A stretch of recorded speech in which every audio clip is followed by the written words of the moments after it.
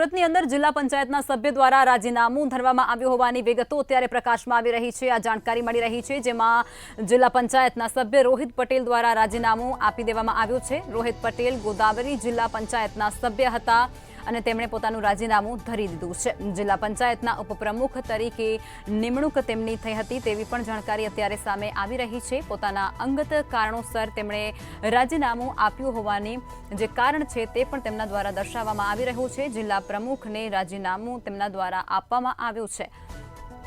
જાણકારી અત્યારે સુરતથી સામે આવી રહી છે, જેમાં એજન્ડામાં કરવામાં આવ્યો રાજીનામાનો સમાવેશ તેવું પણ અત્યારે જાણવા મળી રહ્યું છે।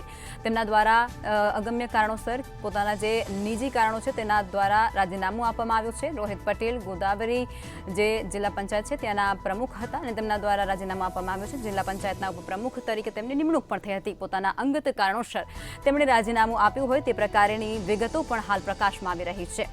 જિલ્લા પ્રમુખને તેમણે રાજીનામું આપ્યું હતું।